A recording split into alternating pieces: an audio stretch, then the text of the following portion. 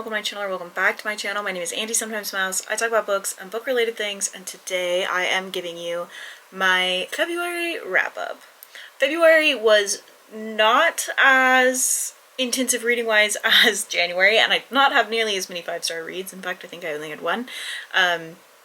But it was still a very solid reading month. I am pleased with the way that it is wrapping itself up to be. I will say that I have about a week left of February as of filming this, so there's that. I own that.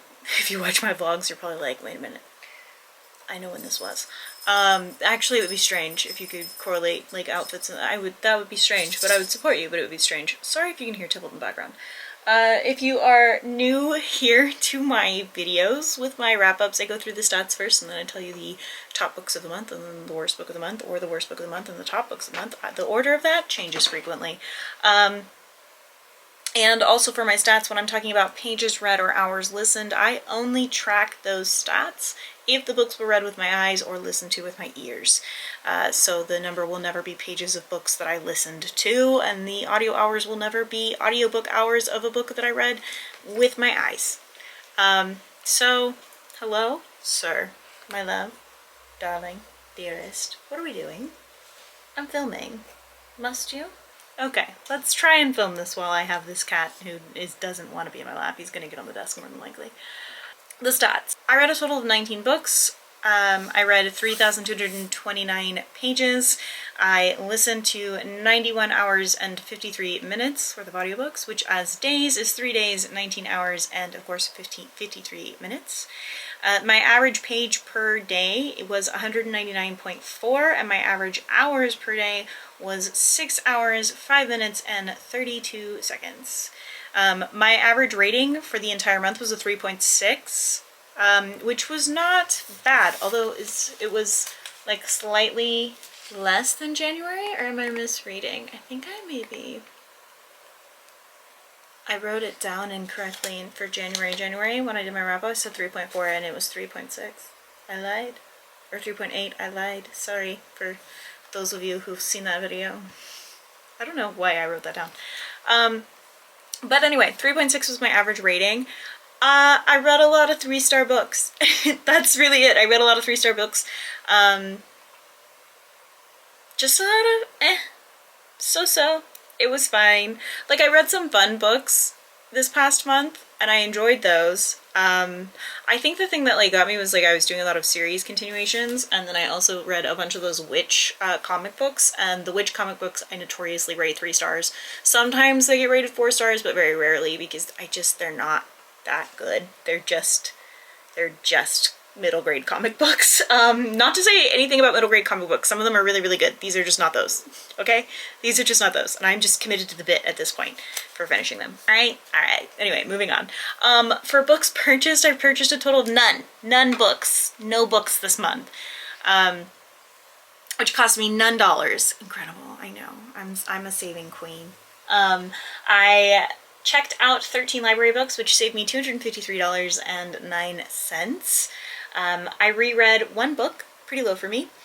Of the books that I read this month, 9 of them were audiobooks, 9 of them were ebooks, and 1 of them was a physical book. I read 10 adult books, 7 young adult books, and 2 middle grade / children's books. And for the genres, I did successfully read 1 of every genre except for classics. So 1 sci-fi, 7 fantasy, 2 romance, 3 historical, 1 thriller, 3 horror, 1 nonfiction, and 1 contemporary. I'm pretty pleased with that. I think I did an alright job overall with spreading out my genres. So those are the stats. I'm going to go ahead and get into the worst book of the month first, just because I have fewer of those to talk about than I do top books. Sometimes I have multiple bad books, and sometimes I have only 1, and sometimes I have multiple good books, and sometimes I have none, and sometimes I have 6. You know, it's tough. I read The Harpy by Megan Hunter. And when did I even review it? Did I even review it? That's the question, because I've been challenging myself to write a review. My review officially, upon immediate finishing of this book, I wrote, I don't know how a book with this concept was boring, but Megan Hunter managed this. Good prose, boring plot, lackluster characters, whack-ass ending. And without spoiling the book, I do stand by that. Nothing is inherently wrong with this book. I did only rate it 2 stars. The things that kind of dragged that score down the most for my caw pile was that I rated the characters a 3 and I rated my enjoyment a 2. The prose was really good. Shockingly though, despite really good prose, the story sucked.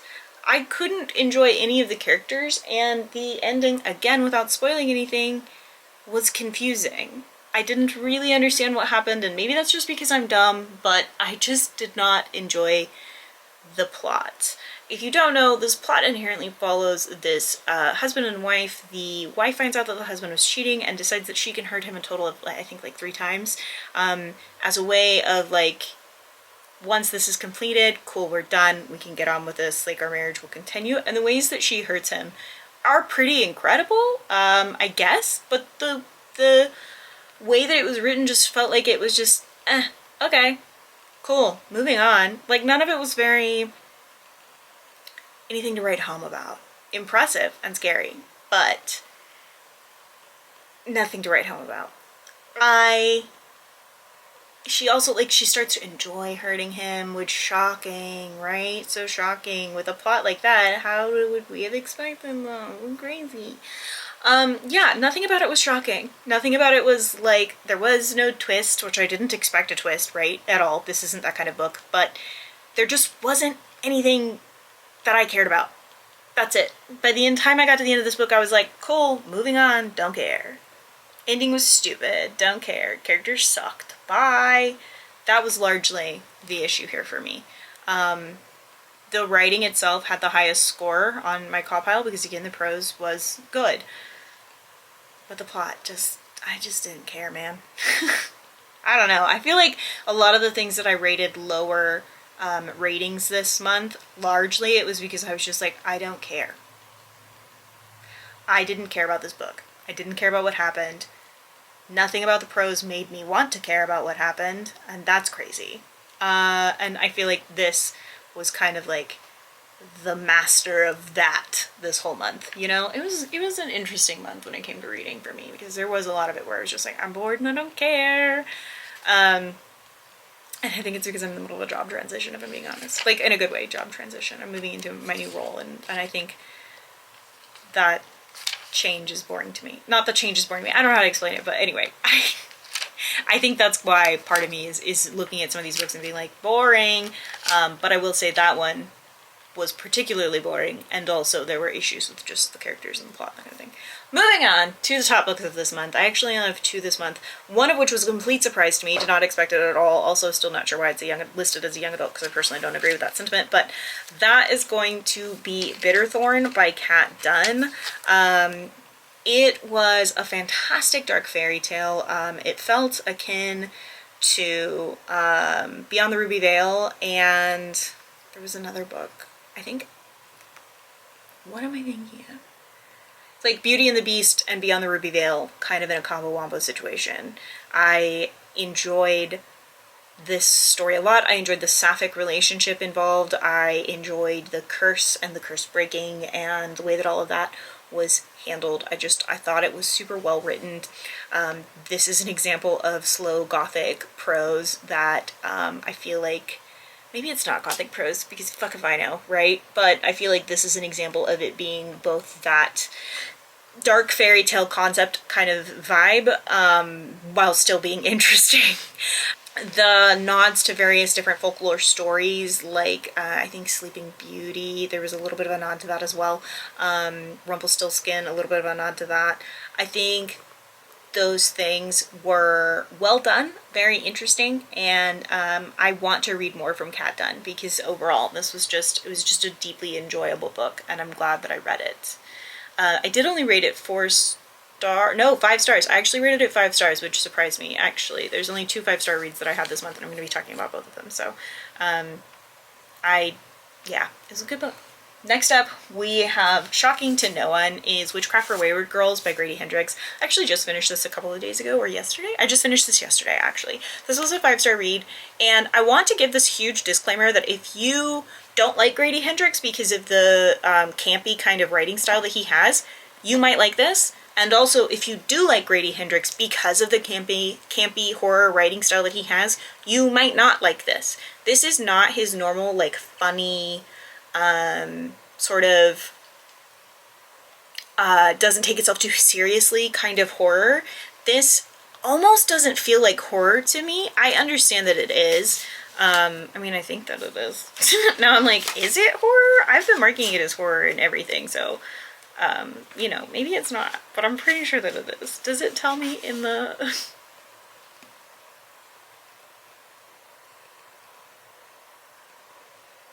Witchcraft fiction, paranormal fiction is what it's listed as here. It's not listed as horror, but I don't know if things normally are. So anyway, yeah, this is very different than the normal stories that he writes.